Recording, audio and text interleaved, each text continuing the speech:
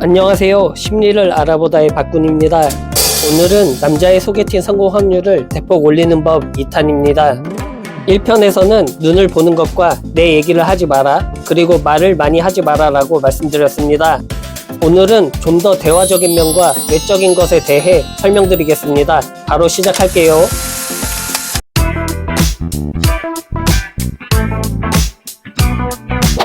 전문성을 길러라. 누구나 사람은 본인이 현재 하고 있는 일이라든지 취미라든지 그런 다양한 관심사에 빠져 살고 있습니다.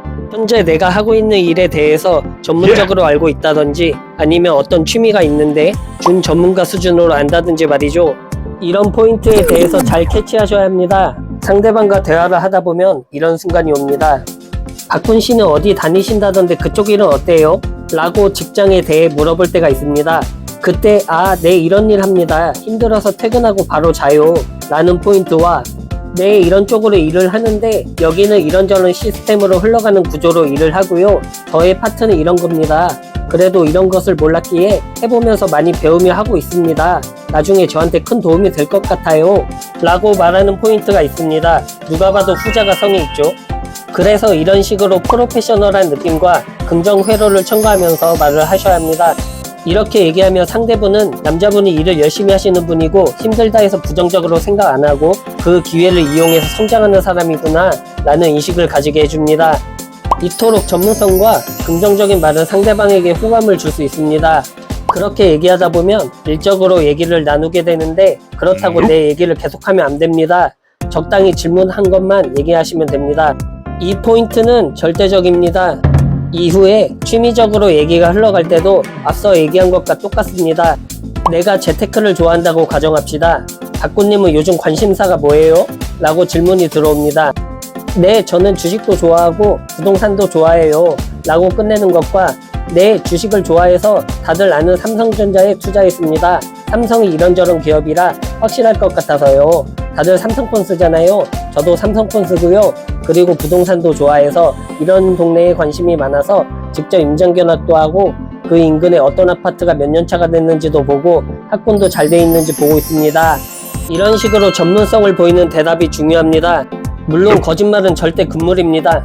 알게 모르게 상대분은 나중에 진짜인지 확인해 볼 수 있으니까요.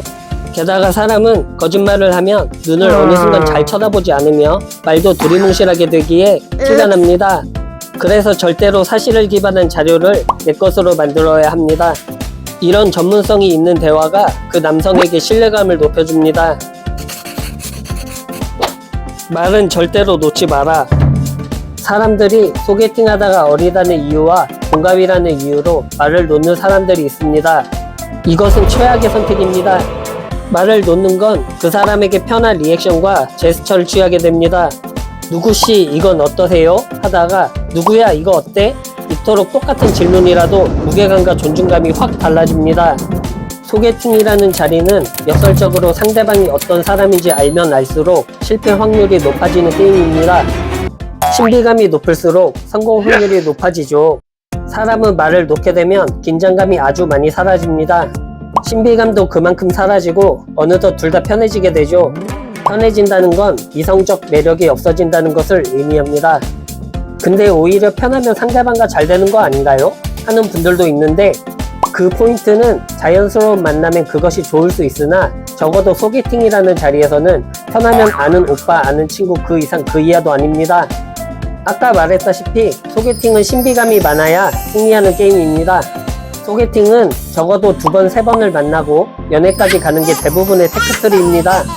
그만큼 여러 번을 만나면서 상대방에게 신비감도 줘야 하고 상대방이 긍정적으로 보는 포인트를 다시 한번 상기시켜주며 어필을 해야 합니다.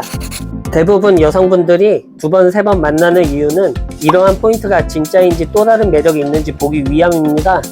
근데도 아직도 편한 사이가 오히려 상대방이 좋아한다고요? 그런 사람들은 남자가 얼굴이 잘생겼거나 능력이 쩌는 남자입니다. 님들이 아닙니다. 대부분 남자는 이런 필승법을 모르기에 망하는 사람이 대다수입니다. 술은 웬만하면 마시지 마라. 사람들은 소개팅을 하면 긴장된다는 이유로 상대방에게 술 한 잔을 하자고 제안을 합니다. 하지만 이 방법은 마이너스로 작용됩니다. 상대방이 술자리를 별로 안 좋아할 수도 있고 술을 못 마시는 분일 수도 있습니다.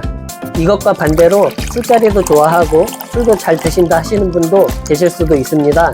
그러나 적어도 소개팅이 진행되고 있는 상황에서는 술 약속은 상당히 비추천입니다. 이유는 술을 마신다는 것 자체가 실수의 리스크가 생기며 온전한 정신으로 얘기를 나눌 수 있는 장소가 아니기 때문입니다. 대부분 술 마시면 편해지니까 가는 케이스들이 많은데 대부분 술집에 가면 여성분들은 이러한 리스크를 알기에 말이 많이 없어지며 상대방에게 집중을 평상시보다 못하게 됩니다. 그리고 남성분들은 술을 마시다가 어느덧 편해져서 말을 놓자고 하던지 허세력이 올라가게 됩니다. 제 말이 아닌 것 같나요?